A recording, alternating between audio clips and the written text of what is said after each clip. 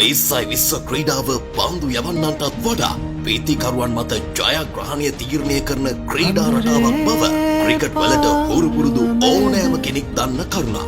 නමුත් එකී වේගවත් තරග රටාවේ පන්දු යවන්නන් විසින් වීතිකරුවන් මෙල්ල කළ අවස්ථාවන්ද නැතුවාම නොවේ.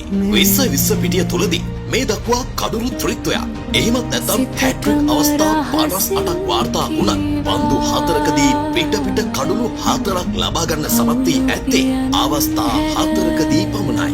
ඉතින් එක් අවස්ථාවක් ශ්‍රී ලංකාව බිහි කළ විශිෂ්ටතම සීමිත පන්දුවාර වේග පන්දු යවන්නෙකු සතු වීම ශ්‍රී ලංකා ක්‍රිකට් 2019 වසරේ සැප්තැම්බර් මාසයේ නවසීලන්තයේ ශ්‍රී ලංකාවේ සංචාරයක නිරත වෙන්නේ ටෙස්ට් තරග දෙකක් සහ විශ්ව තරග 3කට සහභාගී වීම සඳහායි. ටෙස්ට් තරගාවලිය සමගරගත් නවසීලන්තය විශ්ව තරගාවලියේ පළමු තරග දෙකම ජයගන්නේ තරගයක් ඉතිරිව තිබියදීම තරගාවලිය ජයගනිමින් තරගාවලියේ බලාපොරොත්තු සුන් කරගත් ශ්‍රී ලංකා කණ්ඩායම තුන්වන සහ අවසන් විශ්ව තරගයට මහනුවර පල්ලකැලේ පිටියේදී නවසීලන්තයේ හමුවන්නේ 2019 සැප්තැම්බර් 6 වනදාය. කාසිය වාසිය දිනු ශ්‍රී ලංකා නායක ලාසිත් මාලිංග පළමුව පන්දුවට පහර දෙන්න තෝරාගත්තේය. දෙවන විශ්ව තරගයේදී ආබාධයකට ලක් වූ කුසල් මෙන්ඩිස් වෙනුවට ආදේශකයා වූ දානුෂ්ක ගුණතිලක සහ කුසල් පෙරේරා එක්ව ඉනිම අරඹන්නේ නවසීලන්ත නායක ටීම් සවුන්ට එරෙහිවයි. තුන්වන පන්දුවාරයේ සෙත් රාන්ස්ට එරෙහිව වේගවත් 4-5 එල්ල කළ දානුෂ්ක එම පන්දුවාරය තුල ලකුණු 18ක් උදුරා ගන්නේ ශ්‍රී ලංකා කණ්ඩායමට වේගවත් ආරම්භයක් ලබා දෙමිනි. නමුත් දානුෂ්ක ලබාගත් වේගවත් ආරම්භය වතුරේ යවූ කුසල් පෙරේරා මිචෙල් සැන්ටර් හමුවේ ලකුණු 3කට දැවී යන්නේ නවසීලන්තය වෙත කඩුළු ලබා ගන්නට අවස්ථා උදා කරමිනි. ඉන් උපරිම ප්‍රයෝජනයගත් නවසීලන්ත කණ්ඩායම තම දඟපන්දු යවන්නන් පිටියට කැඳවන්නේ තනතිරුවේ සහය ඉක්මනින් ලබා ගැනීමටයි. අවිෂ්ක ප්‍රනාන්දු ටොඩ් ඇස්ටල් හමුවේ ලකුණු 6කට දැවී යන්නේ නිරෝෂන් දික්වැල්ලව පිටියට එවමිනි. දික්වැල්ල තමන්ට සුපුරුදු පිටිකරණය දියත් කරමින් 4 පහරවල් 3ක් සමග පන්දු 15කින් ලකුණු 24ක් ලබා ගත්තද තනතිරුවේ උපරිම පල නෙලාගත් ටොඩ් ඇස්ටල් දානුෂ්ක ගුණතිලකව දවාගත්තේ ලකුණු 30ක් ලබා සිටියදීය. නවසීලන්තය සතු සාර්ථකම දඟපන්දු යවන්නා වූ මේචෙල් සැන්ටර් සහ එක් වූ ඇස්ටල් ශ්‍රී ලංකා ඉනිමේ පන්දුවාර කිහිපයක් අපතේ යැවූ පිතිකරුවන්ට ආමතර පීඩනයක් එල්ල කරමින් සිටියේය. ලහිරු මදුශංක ලකුණු 20කටද දසුන් ශානක ලකුණු 7කටද දවා ගන්න සමත් වූ නවසීලන්ත දඟපන්දු යුගලය ඉසුරු උදානවද දුවද්දී දවා ගන්න සමත් විය.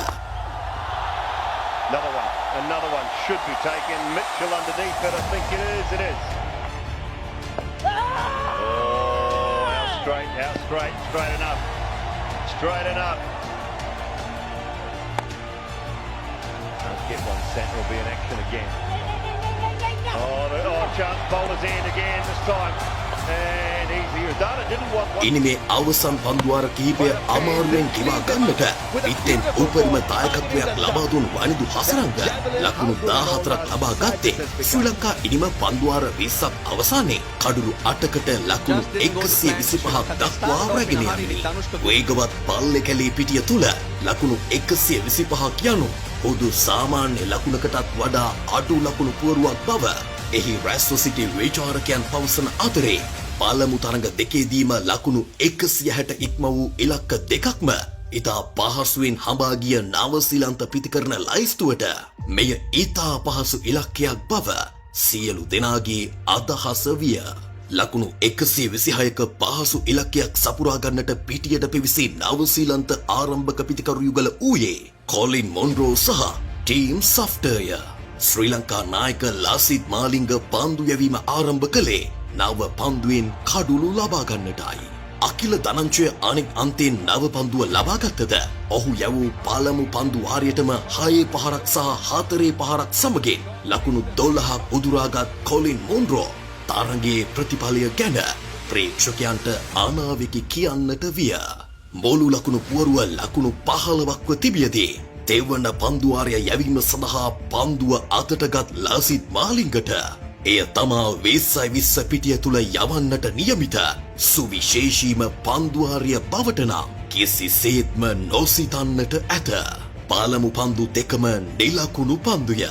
දෙවන පන්දුවාරයේ තුන්වන පන්දුව කොලින් මොන්රෝගේ මැද ඉන්න කෙලින්ම පතිත වී ලාසිත් මාලිංගගේ ස්ලිංගා අත ලෙසම වක්‍රව දෝලනය වූයේ කොලින් මොන්රෝ ඇස්පිය ගසන්නටත් පෙරය. දසදහසක් වූ ප්‍රේක්ෂක අත්පොලොසන් මැද ලාසිත් මාලිංග අන්තර්ජාතික 2020 ක්‍රිකට් පිටියේ සියවන කඩුල්ල ලෙස කොලින් මොන්රෝ දවාගන්නේ එලෙසිනි.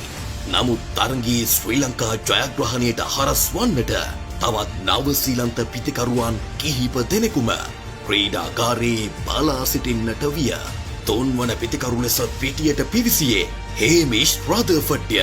මාලිංග දැමූ ඊළඟ පන්දුවටම තම පා ආවරණයේ වද්දාගත් රදර්ෆර්ඩ් මාලිංග ඇතුළු ශ්‍රී ලංකා කණ්ඩායම තුළ කඩුල්ල මුවා කිරීමේ ඉල්ලීමට හසුවිය. වෙනිසුරු විසින් එය නොදැවී යාමක් ලෙස සංඥා කළද තම නායකත්වයේ වගකීම ඉෂ්ට කළ මාලිංග රිවිව් අවස්ථාව එහිදී ලබාගත්තේ වෙනිසුරු තීරණයට එරෙහිවය. තුන්වන වෙනිසුරුගේ තීරණයට අනුව රදර්ෆර්ඩ් දැවී ගිය ක්‍රීඩකයෙකු ලෙස සනිටුහන් වෙද්දී ලාසිත් මාලිංග පිට ලැබූ දෙවන කඩුල්ල දවා ගන්නේ හැට්‍රික් එකකට අවස්ථාවක් ලබමිනි. ඒතෙක් වේලා බලාපොරොත්තු සුන් වී සිටි ශ්‍රී ලංකා ක්‍රිකට් ප්‍රේක්ෂකාගාරය අසුන් වලින් නැගිට දිරිමත් කරන්නේ එදා මෙදා ඉතිහාසයේ වැඩිම කඩුළු ත්‍රිත්ව ලාභියාවයි. පන්දුවට මොහුන දීමට බලා සිටින්නේ කොලින් ඩී ග්‍රෑන්ඩ්හෝම්ය. මීළඟ පන්දුව ලාසිත් මාලිංගගේ සුවිශේෂීම යෝක පන්දුවක් වන බව වේදිකරුවා මෙන්ම ප්‍රේක්ෂකයන්ට හොඳින්ම දැන සිටියේය. තම ඉදිරිපාදයේ කෙළවර පතිත වූ පන්දුවට පිත්ත තබන්නටවත් නොහැකි වූ ග්‍රෑන්ඩ්හෝම් ලාසිත් මාලිංගගේ පිට ලැබූ තුන්වන කඩුල්ල ලෙසින් දැවී යන්නේ මාලිංගගේ සුපිරි යෝක පන්දුව මැද ඉන්න සිප ගන්නා අතරවාරී තම කැරලි කොණ්ඩය ගුවනට මුසු කරමින් අංක 99 ජර්සිය ඇඳගත් ලාසිත් මාලිංග පිටියේ දිව යන්නේ 2020 කඩුළු ත්‍රිත්ව දෙකක් ලැබූ ලොව පළමු පන්දු යවන්නා ලෙසිනි. නමුත් පන්දුවාරය තුල තව එක් පන්දුවක් ඉතිරිව ඇත. බොහෝ දුරට කඩුළු 3කින් නවතින පන්දු යවන්නන්ටත් වඩා ලාසිත් මාලිංග තමා වෙනස් වන බව 2007 දීම ඔප්පු කර පෙන්වා තිබූ නිසාම ප්‍රේක්ෂකයන් විසින් තව තවත් ඔහුව දිරිමත් කරන්නට විය. තුන්වන පන්දුවාරයේ අවසන් පන්දුවට මුහුණ දෙන්නට සිටියේ නවසීලන්තයේ අත්දැකීම් බහුල පිතිකරු රෝස් ටේලර්ය. ශ්‍රී ලංකා තජයන් පිටිය පුරා ලෙලදෙද්දී ශ්‍රී ලංකා ප්‍රේක්ෂකයන්ගේ හඬෙන් ලාසිත් මාලිංගගේ නම රැව්දෙද්දී ලාසිත් මාලිංග වෙනිසුරුවන් පසු කරමින් දිව ඇවිත් එල්ල කළ පන්දුව රෝස් ටේලර්ගේ පිත්ත පසු කර ගොස් ඔහුගේ වලලුකර අසලින්ම පා ආවරණයේ වදින්නේ ඔහුගේ මැද ඉන්න ඉදිරියෙනි. වෙනිසුරුගේ දකුණු අතේ දබර ඇඟිල්ල එසවිය. අංක 99 පිටේ සලකුණු කරගත් විශිෂ්ටයා 2020 සහ එක් දින පිටිය තුල පන්දු 4කින් කඩුළු 4ක් දැරු ප්‍රථම සහ එකම පන්දු යවන්නා ලෙසින් පිටියේ දිව යන්නේ පිටියේ රැස්ව සිටි ශ්‍රී ලංකා සහ නවසීලන්ත සියල්ලන්ගේම අත්පොලොසන් මැද්දේය. දෙවන පන්දුවාරය නිමා වෙද්දී ලකුණු 15කට කඩුළු නොමැතිව තිබූ ඉනිමා පන්දු 6ක ඇවෑමෙන් ලකුණු 15කට කඩුළු 4ක් දක්වා දනගස්සන්නට සමත් වූවෙකු ලෙසින් ලාසිත් මාලිංග ආඩම්බරයෙන් පිටියෙන් ඇවිද යන්නේ ශ්‍රී ලංකාවට එතෙක් තරගයේ නොතිබූ ජයක් විවර කරමිනි. ලාසිත් මාලිංගගේ වික්‍රමය බලන්නට හොඳම ආසනය හිමි වූ පන්දු යවන අන්තයේ සිටි ටිම් සයිෆ්ට හටනම් තම සගයන් 4 දෙනෙකුගේම ප්‍රීතිකරන ඉනිම තනි පන්දු යවන්නෙකු විසින් තීරණය කළ අයුරු කිසිදා අමතක නොවනු ඇත. ශ්‍රී ලංකා කණ්ඩායම නව පිබිදීමක් ලබා නැවතත් තරගයට අවතීර්ණ වූයේ පස්වන පන්දුවාරය තුල මාලිංග විසින්ම සයිෆ්ටව දවා ගනිමිනි.